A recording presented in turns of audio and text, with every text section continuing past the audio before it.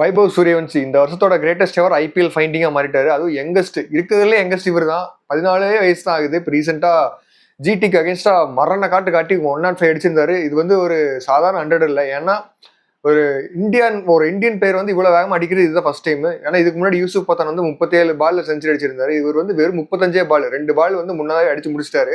அந்த ரெக்கார்டும் க்ளோஸ். வெறும் 14 வயசுல இந்த greatest ever innings by an Indian. இந்த ஒரு இன்னிங்ஸை பார்த்ததுக்கு அப்புறம் அவரை வந்து பாராட்டாத ஆளே கிடையாது. அதுவும் இல்லாம காட் ஆஃப் கிரிக்கெட் சச்சின் டெண்டுல்கரா இருக்கட்டும், அப்புறம் இந்தியனோட மிகப்பெரிய ஜாம்பவானான ராகுல் டிராவிட், அவர் வந்து இத்தனைக்கும் அவர் கால் அடிபட்டு இருக்கு. அப்படி இருந்தும் கூட அவர் அதெல்லாம் மறந்தவர் எந்திரிச்சுன்னு கை தட்டினாரு.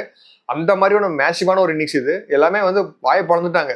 ஒரு 14 வயசு பையன்கிட்ட இந்த அளவுக்கு ஒரு ஹிட்டிங் பவரா அப்படின்னு சொல்லிட்டு, அதுவும் ஃபர்ஸ்ட் அவர் ஃபேஸ் பண்ற பாலை வந்து அவர் எங்க அடிக்கிறாருன்னு பாத்தீங்கன்னா இருக்கிற டஃப்பான பொசிஷன். ஒரு பேட்ஸ்மேனுக்கு வந்து ஒரு எக்ஸ்ட்ரா கவர்ல அடிக்கிறது, 6 அடிக்கிறது வந்து ரொம்ப ரொம்ப டஃப். அது வந்து விராட் கோலி சொல்லியிருப்பாரு. அப்படிப்பட்ட ஒரு ஷாட்ல வந்து ஐபிஎல் இன்டர்நேஷனல் அரினால, அதாவது ஐபிஎல் வந்துட்டு அவர் ஃபேஸ் பண்ற பாலே அப்படிதான் அடிக்கிறாரு. அப்பவே தெரிஞ்சிருச்சு இவரோட வந்து இவர்கிட்ட ஒரு மேசிவான பொட்டன்ஷியல் இருக்கு அப்படின்னு சொல்லிட்டு, மேசிவான ஒரு எபிலிட்டி இருக்குன்னு அப்பவே நிறைய பேருக்கு தெரிஞ்சது. அதை வந்து ஒரு 2-3 இன்னிங்ஸ்க்கு அப்புறம் அவர் செஞ்சுரியே அடிச்சு ப்ரூஃபே பண்ணிட்டாரு. இன்னைக்கு இந்தியன் கிரிக்கெட்ல இருக்கிற பெரிய பெரிய நேம்ஸ்லாம் பாத்தீங்கன்னா, இப்போ சூரியகுமார் யாதவா இருக்கட்டும், விராட் கோலியா இருக்கட்டும், ரோஹித் சர்மாவாகட்டும், இந்த மாதிரி கில்லா இருக்கட்டும், இவங்க யாருமே வந்து 40 பால் கம்மியா வந்து இவ்வளவு வேகமா செஞ்சுரி அடிக்கல ஐபிஎல்ல. ஆனா இவர் பாத்தீங்கன்னா அசால்ட்டா 35 பால்ல ரெக்கார்டை படைச்சிட்டாரு, இந்தியன் ரெக்கார்டு. இதெல்லாம் ரொம்ப ரொம்ப பெரிய விஷயம். அப்படிப்பட்ட இந்த சூரியவன்சி இவரோட ஆரம்ப கால லைஃப்லாம் வந்து பாத்தீங்கன்னா ரொம்ப ரொம்ப பெரிய ஸ்ட்ரகிள் இருந்திருக்கு.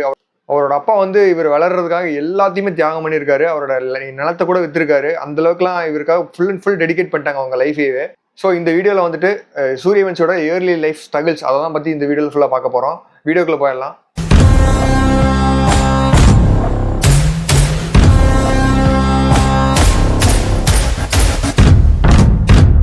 சூரியவன்சி வந்து எந்த வருஷம் பிறகுறாருன்னு பார்த்தீங்கன்னா 27 மார்ச் 2011. எந்த வருஷம் தெரியுதா? அதான் தோனி லிஃப்ட் பண்ணார்ல வேர்ல்டு கப், அந்த வருஷம் தான்.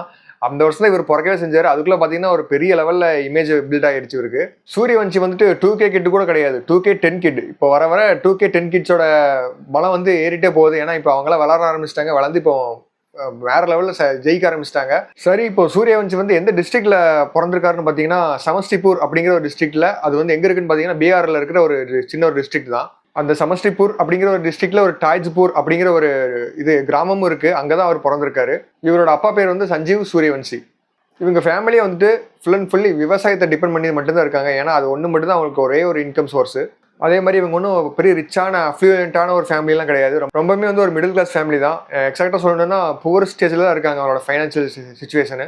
அதனாலேயே வந்துட்டு சஞ்சீவ் சூரியவன்சி வந்து வைபவ் வந்துட்டு நல்லா படிக்க வைக்கணும், நல்லா படித்து நம்மள மாதிரி கஷ்டப்படாத மாதிரி பார்த்துக்கணும் அப்படின்னு சொல்லி நல்லா எஃபர்ட்லாம் போடுறாங்க. ஆனால் வந்துட்டு சூரியவன்சி வந்து அதில் படிப்புலாம் சுத்தமாக இன்ட்ரெஸ்டே கிடையாது. அவருக்கு வந்து ஒன்று விளையாடுறதுல மட்டும் தான் இன்ட்ரெஸ்ட் இருக்கு. ஃபுல்லாக விளையாட்டு பிள்ளையாவே தான் இருக்காரு. இதனால வந்துட்டு அவங்க அப்பாவுக்கு வந்து ஒரு பெரிய டிப்ரெஷனே ஆகுது. ஏன் நம்ம பையன் வந்து இந்த மாதிரி படிக்கிறது இல்லை, மற்ற பசங்க மாதிரி நல்லா படிச்சு வந்துருவான்னு நினைச்சா இவன் வந்து இப்படி பண்ணிட்டு இருக்கான், இப்படி இருந்தாலும் நம்மள மாதிரியே கஷ்டப்படுவானே அப்படின்னு சொல்லி அவருக்கு ரொம்ப வருத்தமாகுது.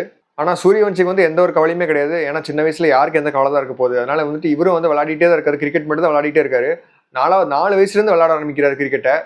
எங்கே போனாலும் கிரிக்கெட், ரிலேட்டிவ்ஸ் வீட்டுக்கு போனால் அங்கேயும் கிரிக்கெட்டு.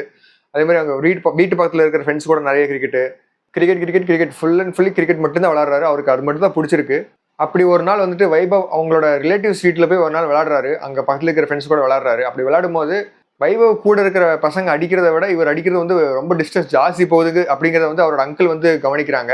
அதாவது அவரோட மாமா வந்து கவனிக்கிறாரு. அவர் கூட விளையாடுற மற்ற பசங்கள்லாம் முக்கி அடிக்கிறதெல்லாம் வந்து இவர் இந்த பையன் வந்து ஃப்ளிக்லேயே கிளியர் பண்ணுறான் அப்படிங்கிறதெல்லாம் கவனிக்கிறாங்க, நோட்டீஸ் பண்ணுறாங்க. அப்பவே புரியுது அந்த பையனுக்கு வந்து ஒரு பெரிய டேலண்ட் இருக்கு, பெரிய அளவு ஒரு எபிலிட்டி இருக்குங்கிறத வந்து அவர் மாமா வந்து ஃபர்ஸ்ட் ஃபைன் பண்றது அவரோட மாமா தான். இதனால வந்துட்டு வைபவோட மாமா வந்துட்டு வைபவோட அப்பாட்ட கூட்டிட்டு போறாரு, அதாவது சஞ்சீவ் கிட்ட. அவர்கிட்ட இவர் என்ன சொல்றாருன்னு பாத்தீங்கன்னா, இந்த பையனுக்கு நல்ல ஒரு டேலண்ட் இருக்கு, நல்ல ஒரு எபிலிட்டி இருக்கு, இந்த பையனை பசாம நீ கிரிக்கெட் கோச்சிங் பண்ணலாமே அப்படின்னு சொல்லிட்டு அவர்கிட்ட சொல்றாரு. அதுக்கு இருந்துட்டு வைபவோட அப்பா வந்துட்டு இல்ல படிப்பு தான் இந்த காலத்துல சோறு போடும் அப்படிங்கிற மாதிரி ஒரு பேசிக்கான அந்த ஒரு இந்தியன் ஃபேமிலி இருக்குல்ல, அந்த மாதிரி தான் அவர் பேசிட்டு இருக்காரு. அப்படி ஒரு நாள் வந்துட்டு இவரும் அவரோட அப்பாவும் வந்துட்டு இவரோட பேட்டிங் எல்லாம் பார்க்க ஆரம்பிக்கிறாரு. அதுக்கப்புறம் தான் வந்து இவருக்கு ஒரு ஐடியா வருது, பரவாயில்ல நல்லா தான் விளாட்றான் அப்படின்னு சொல்லிட்டு அவரே கோச்சிங் கொடுக்க ஆரம்பிக்கிறாரு. அவருக்கு சொந்தமா இருக்கிற ஒரு இடத்த வந்து வித்துடுறாரு. ஏன் விற்கிறாருங்கிற ஒரு விஷயம், ஏன்னா அவருக்கு வந்து ஏகப்பட்ட கடன் இருந்துச்சு அப்படிங்கிற ஒரே ஒரு காரணத்துக்காக அந்த இடத்தை விற்க வேண்டியதா போயிடுச்சு. அதனால வந்துட்டு அதில் வர காசை வச்சு இவரை வந்து நிறையவே ட்ரெயின் பண்ண ஆரம்பிச்சாங்க. சூரியவன்சியோட அப்பா வந்து எந்த அளவுக்கு அவருக்கு வந்து ஒரு சப்போர்ட்டாக இருந்திருக்காருன்னு பார்த்தீங்கன்னா, பக்கத்தில் இருக்கிற ஒரு அகாடமியில் லோக்கல் அகாடமியில் சேர்த்து விட்றாரு. சேர்த்து விட்டு ஒரு டெய்லியும் அப் அண்ட் டவுன் 100 கிலோமீட்டர் இவரை போயிட்டு வந்து இவர் கூப்பிட்டு போகிறதா இருக்கட்டும், அதுக்கப்புறம் அங்கேருந்து திருப்பி கூப்பிட்டு வீட்டுக்கு வரதா இருக்கட்டும், இந்த மாதிரி ட்ராவல்லே அவரோட வாழ்க்கையவே ஓடிட்டு இருக்காரு. அப்படி டிராவல் பண்றவர் வந்துட்டு அவருக்கு மட்டும் சாப்பாடு எடுத்துட்டு போக மாட்டாரு, வைபவுக்கு மட்டும் சாப்பாடு எடுத்துட்டு போக மாட்டாரு. அவருக்கு பவுலிங் பண்ற 9 நெட் பவுலர்ஸ் இருக்காங்க. 9 நெட் பவுலர்ஸ்க்கும் சேர்த்து ஒரு 10 பண்டிலா தான் கட்டிட்டு கொண்டு போவாராமா. அந்த அளவுக்கு ஒரு நல்ல மனுஷனாக இருந்திருக்காரு. அப்படி சாப்பாடெல்லாம் கொண்டு போய் நெட் பவுலர்ஸ்க்கு கொடுக்குற அளவுக்கு அந்த அளவுக்கு அவ்வளோ பவுலிங் போடுவாங்களா அப்படின்னு கேட்டிங்கன்னா, ஆமா உண்மையாலுமே அவ்வளோ பவுலிங் போடுவாங்க. ஒரு நாளைக்கு 600 டெலிவரிஸ் 600 பால் வந்து அவர் ஃபேஸ் பண்ணுவாராமா. 600மே வந்து ஃபுல் பொட்டன்ஷியல்ல பேஸ் பவுலிங்கை மட்டும் தான் ஃபேஸ் பண்ணுவாராமா. அந்த அளவுக்கு ஃபோக்கஸ்டா ஒரு ஹார்ட் ட்ரைனிங் கொடுத்துருக்காரு அவங்களோட அப்பா வந்து வைபவுக்கு. 5 வருஷத்துக்கு இதே மாதிரி ட்ரைனிங் தான். 5 வருஷத்துக்குமே வந்து டெய்லியும் 600 பால் வந்து ஃபேஸ் பண்ணுவார். சாட்டர்டே சண்டே எல்லாம் விதிவிலக்கெல்லாம் கிடையாது. அப்பவும் வந்து இதே மாதிரி தான் ட்ரைனிங் பண்ணிட்டே இருப்பாரு. அதனால தான் வந்து அவருக்கு வந்து அந்த ஒரு பேட் ஸ்விங் வந்து இந்த அளவுக்கு ஒரு எலகண்டா இருக்கு. வைபவ் விளையாடுற அகாடமியில் வந்துட்டு மற்ற பசங்கள்லாம் வந்து ஒரு நாளைக்கு வந்து மேக்ஸிமம் 50 பால் 100 பால் அவ்வளோதான் ஃபேஸ் பண்ணுவாங்களாம். அவ்வளோதான் வந்து அவங்களால வந்து கான்சன்ட்ரேட் பண்ண முடிஞ்சிருக்கு. ஆனால் இவரால் வந்துட்டு குறைஞ்சது 600 பால் ஃபேஸ் பண்ணணும்னு டார்கெட் வச்சாருன்னா மினிமம் ஒரு 450 பாலாவது ஃபேஸ் பண்ணிடுவாரு. அந்த அளவுக்கு ஒரு பேஷன் அவர் மனசுக்குள்ள இருந்ததுனால தான் இந்த அளவுக்கு 1.1 crore ஃபர்ஸ்ட் ஆக்ஷன்லேயே அவர் எடுக்கிற அளவுக்கு ஒரு விக்டரி கிடைச்சிருக்கு அவருக்கு. இந்த மாதிரி மேசிவா ஸ்கில் டெவலப் பண்ணதுனால வந்துட்டு அவருக்கு அண்டர் 19ல நிறைய வாய்ப்பெல்லாம் கிடைக்க ஆரம்பிக்குது. வெறும் 12 வயசுல வந்துட்டு நிறைய அண்டர் 19 டோர்னமெண்ட்ஸ்ல இந்தியாக்காக விளையாட ஆரம்பிக்கிறாரு.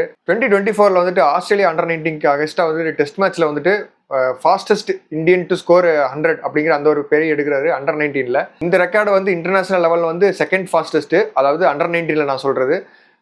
இந்தியாவை பொறுத்த வரைக்கும் இதுதான் வந்து ஃபாஸ்டஸ்ட். அப்பவே அந்த ஒரு ரெக்கார்ட் பண்ணிட்டாரு. எத்தனை பால்லன்னு பார்த்தீங்கன்னா 58 பால்ல 100 அடிச்சு அந்த ஒரு ரெக்கார்டை செட் பண்றாரு அப்பவே. அதே வருஷம் 2024ல வந்துட்டு youngest Indian to debut in Syed Mushtaq Ali trophy in T20s, அதுவும் அந்த ஒரு ரெக்கார்டை செட் பண்ணி வைக்கிறாரு.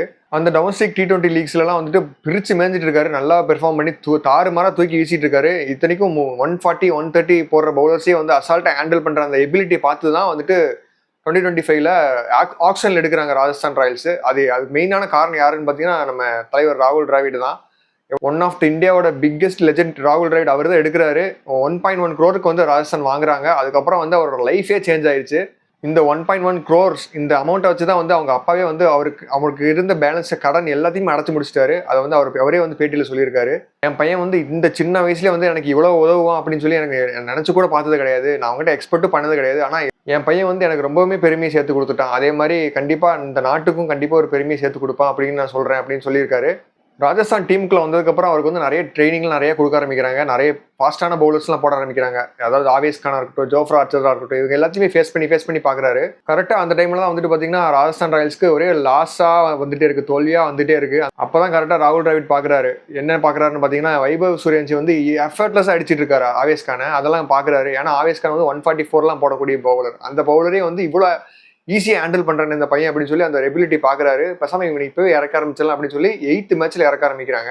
சஞ்சு சாம்சனுமே கூட இவரோட எபிலிட்டியை பார்த்து ஷாக்காக இருக்காரு. எப்படின்னு பார்த்தீங்கன்னா ஜோஃப்ரா ஆர்ச்சருக்கு வந்து சஞ்சு சாம்சனே திணறு வராமா. ஆனால் அவரையே வந்து ஈஸியாக ஹேண்டில் பண்ணியிருக்காரு வைபவ் சூரியவன்சி.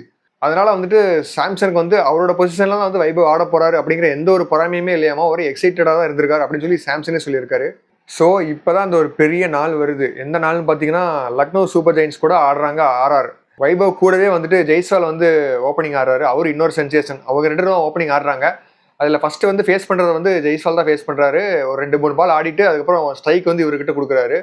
கொடுத்த பால் வந்து ஷார்துல் தாக்கர் போடுறாரு ஓவர். அதில் வந்து 4வது பாலை வந்து எப்படி 6 அடிக்கிறாருன்னு பார்த்தீங்கன்னா நிறைய பேர் வந்து கண்ணை மூடிட்டு சுற்றுவாங்க லெக் சைடில். ஆனால் இவர் அப்படிலாம் இல்லை. வெரி டெக்னிக்கலாக வந்து எக்ஸ்ட்ரா கவரில் 6 அடிக்கிறாரு. அது வந்து எல்லா பேட்ஸ்மேனுக்கும் வந்து டஃப்பான ஒரு பிளேஸ். அது எக்ஸ்ட்ரா கவரில் 6 அடிக்கிறது வந்து ரொம்ப ரொம்ப டஃப்பான ஒரு ஷாட்டு. அதைவே அசால்ட்டாக அடிக்கிறாரு. அது வந்து ரோப்புக்கு பக்கத்துலலாம் விழுகல, நல்லா ஒரு மிடில் ஆஃப் த ஸ்டேடியம்ல போய் விழுகுது. எல்லாருக்குமே வந்து திரும்பி பார்க்குறாங்க. ஆனால் பார்த்தா 14 வயசு மேலாம் தெரியவே இல்லையே, அடிச்சா ஒவ்வொன்றும் ஒரு ஆண்ட்ரே ரசல் மாதிரி போய் விழுகுது. அந்தளவுக்கு ஒரு எபிலிட்டி வச்சிருக்கான் பையன் அப்படின்னு சொல்லி எல்லாம் மறந்து போகிறாங்க. அதுக்கப்புறம் பார்த்தீங்கன்னா இன்னொரு 6 அடிக்கிறாரு. அது வந்து ஒரு 90 மீட்டர் கிட்ட போகுது ஸ்ட்ரைட்டில்.